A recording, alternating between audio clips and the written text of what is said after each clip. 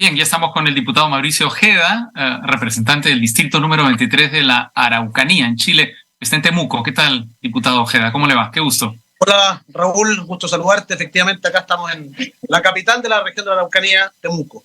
Muy bien. Usted como es evidente, ha seguido todo el problema fronterizo que se está presentando entre Chile y Perú. Yo quería preguntarle en primer lugar por sus impresiones, por este drama humano, antes que sus impresiones jurídicas, legales o políticas. Bueno, realmente es lamentable de que gente sea víctima de la irresponsabilidad de los estados, de los distintos países, de los distintos gobernantes, porque finalmente se trata de eso, porque cada una de las personas que busca migrar, busca una nueva oportunidad, es porque algo negativo está sucediendo desde el origen en sus propios países, y encontrarse finalmente con que llega a otro lugar que también está completamente colapsado, con los mismos problemas y las mismas dificultades, quieran volver y no puedan, quedan atrapados en tierra de nadie. Yo creo que eso es tremendamente complejo. Y aquí hay una falta de servicio por parte de los distintos países, como también por organismos internacionales. Sí, ahora, es una situación realmente tremenda, ¿no? Porque son estas personas que están tratando de salir de Chile para cruzar Perú y llegar a Venezuela, y no pueden hacerlo por una sencilla razón. No tienen papeles, y no tienen papeles porque Venezuela no los produce. Así es. Bueno, primero, muchas personas en este proceso de inmigración que se ha ido generando a lo largo de los años entran a Chile, voy a hablar en el caso de mi país, muchas veces por la ventana, por pasos ilegales. Cuando tú vas a una casa, siempre tocas la puerta e ingresas por la puerta, y no por la ventana. Entonces, en ese sentido, ya comienzan mal, ingresan de manera ilegal. Entonces, hoy, lo que ellos quieren es regresar, porque se dieron cuenta que en Chile no encontraron el presunto paraíso que quizás muchos les habían descrito. Entonces se quieren volver y están en tierra de nadie prácticamente, porque no se pueden ir por la vía legal, porque en Chile finalmente no hicieron, por ejemplo, la autodenuncia, no tienen todos sus papeles. Entonces aquí se produce una cuestión que es de exclusiva responsabilidad del mundo político. ¿Por qué? Porque finalmente el mundo político es el que ha incentivado de cierta manera en muchos casos la inmigración, la migración, que es un derecho, estamos claros, es un derecho, pero tiene que ser de manera responsable. Y acá, si tú me preguntas en Chile, Raúl, lo que ha fallado han sido absolutamente los últimos 3 presidentes de la República. Michelle Bachelet, Sebastián Piñera y Gabriel Boric hoy día también, porque fomentaron de manera indiscriminada la inmigración, y Chile es un país que ya no resiste más. Chile no resiste más, y así lo indica la cantidad de pobreza que ha ido en aumento, la inflación que está en aumento, la economía, el desempleo ha crecido enormemente. Entonces, hoy día son víctimas de la irresponsabilidad del mundo político y también de organismos internacionales, como te planteaba. Pero ¿cuál era la situación frente a la crisis humanitaria en Venezuela entonces? Lo digo porque, claro, en principio los migrantes no son migrantes porque quieren, es decir, nadie quiere salir de su país si es que no tiene razones muy urgentes para hacerlo, menos en las condiciones en las que lo han hecho estas personas, sin papeles, sin un futuro cierto, con niños, algunos niños con discapacidad. Es una situación dramática, es decir, no son personas que alegremente van a buscar el dorado, sino que desesperadamente buscan salvarse la vida, ¿no? Y de sus familiares. Absolutamente, y aquí entramos directamente a la arena ya más política. Sí. Entonces, y lo que yo no logro entender, Raúl, es si hay un modelo fracasado absolutamente como el venezolano, por ejemplo, fracasado desde todo punto de vista, que hace que finalmente estas personas, como tú bien describes, tengan que escapar, poniendo en riesgo su vida, ingresando por fronteras que son muy complejas durante la noche, arriesgando la vida de sus hijos, de su familia completa, para escapar de un sistema, de un régimen totalmente autoritario, dictatorial. Entonces la pregunta es, si tú logras ver este ejemplo de miles y miles de personas que están arriesgando sus vidas para arrancar de lo negativo que es un gobierno dictatorial, por ejemplo, entonces en ese sentido, ¿por qué en Sudamérica, por ejemplo, tenemos la presencia del mundo de izquierda, presidentes de izquierda, que siguen avanzando y tomando posición, con modelos que ya están completamente fracasados? Entonces, ahí es donde... De acuerdo, estoy totalmente de acuerdo en su diagnóstico del continente. Es inexplicable realmente, porque la realidad demuestra hacia dónde ha conducido el modelo chavista a Venezuela, hacia dónde está conduciéndose Nicaragua, etcétera, ¿no? Pero ¿qué hacemos con los venezolanos? ¿Por qué? Porque una cosa es plantear un discurso de crítica al chavismo, es decir, oponerse, romper relaciones con Venezuela, y otra cosa es ver qué pasa con los venezolanos que son víctimas de ese modelo y por tanto deberían ser nuestros aliados, deberían estar cerca de nosotros. Absolutamente. O sea, las personas que hoy día son víctimas, en primer lugar, tienen que hacerse cargo de manera urgente. Y aquí ha fallado la diplomacia también, Raúl. Quienes están encargados de estas relaciones debieron haberse sentado a conversar hace mucho tiempo, porque se podía presuponer qué era lo que iba a suceder en la frontera, cómo estas familias iban a terminar sufriendo porque no encontraron en Chile lo que venían a buscar. Entonces, que se les impida salir y regresar realmente me parece una locura y una falta de gestión política de parte de las autoridades, en el caso chileno, Van Claveren, ¿no es cierto?, que es un político, ¿no es cierto?, un diplomático por excelencia, pero que tampoco ha estado a la altura. Esto debió haberse resuelto ya.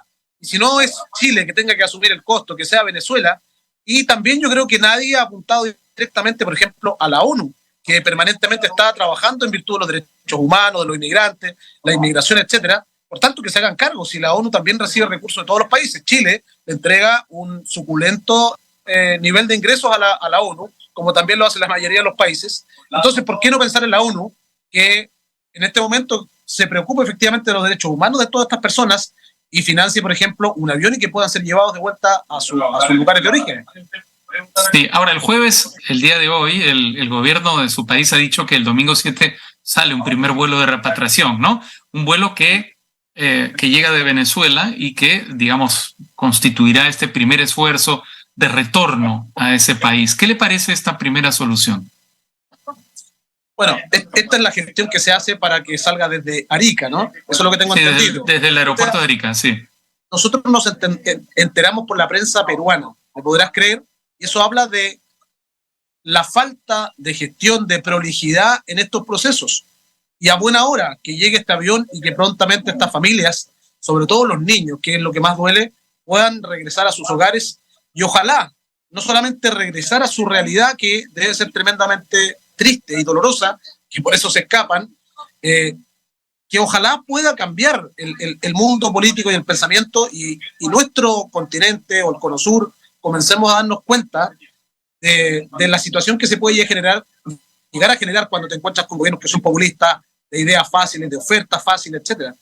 Creo que hay una responsabilidad. Hoy día llegamos a un punto de inflexión. En nuestro país, yo no sé la realidad de Perú, pero sí pude ver que es bastante parecido. Yo hace 2 semanas aproximadamente estuve en Perú, estuve en Lima en un congreso internacional y conversando con el taxista, con la persona de la locomoción colectiva, en todas partes, concuerdan con que efectivamente la llegada indiscriminada de personas que principalmente no tienen documentación, que no tienen papeles, está generando colapso en todos los países.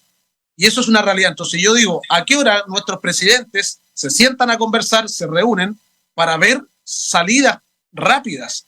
Porque efectivamente se siguen violando los derechos humanos, no solamente de aquellos extranjeros que llegan a vivir de manera indigna en otros países, sino ellos también se transforman en personas que van violando los derechos humanos de la gente que vive de manera legal, en el caso nuestro chilenos. ¿Por qué? Porque se transforman en delincuentes, no tienen trabajo, no encuentran cómo sostener a su familia e inevitablemente caen en tener que robar.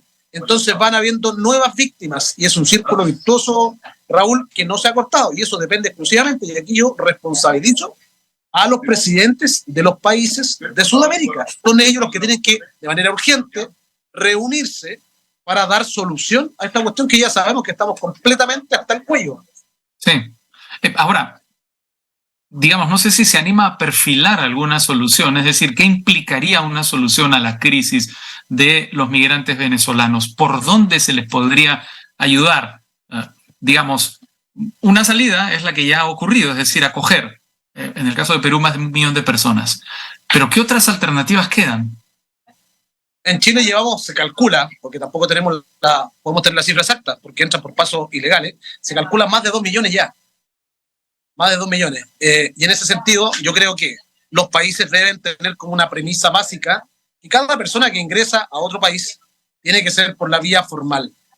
Ingresar por el lugar que corresponde, con la documentación que corresponde, porque lamentablemente lo que entra de manera ilegal, estamos llenos de sicarios, en el caso chileno al menos, sicarios, narcotraficantes, cárteles internacionales de la droga, que se van mezclando entre gente que es víctima, evidentemente, de gobiernos dictatoriales. Entonces, es una situación compleja. En primer lugar, regla básica, eso es como yo pienso, regla básica para mí. Persona que no entra por la frontera y por la puerta como corresponde debe ser regresado a su país de origen. Independiente de lo que estén viviendo en otros lados, porque, insisto, los problemas que están en un país, si lo focalizamos en Venezuela, terminan transformándose también en problemas para Chile, porque entre medio de gente honesta, indecente... Pero entonces no hay ayuda posible, solamente la ayuda posible es para los venezolanos que tienen papeles. Hoy día, Chile está colapsado. Nunca antes en la historia de nuestro país habíamos visto sicarios. Yo entiendo la situación que está describiendo. Yo entiendo la situación que está describiendo, pero eso cierra las puertas a cualquier solución, porque evidentemente la solución debe implicar también a los venezolanos que no tienen papeles. Es decir, repito, el problema de los venezolanos que no tienen papeles no es por elección propia, sino porque tienen también un sistema de migraciones muy malo, que no otorga papeles, que, digamos, tiene trámites larguísimos, carísimos. No todo el mundo puede acceder a un pasaporte en Venezuela. Es algo, pues, bastante exclusivo, para decirlo de alguna manera.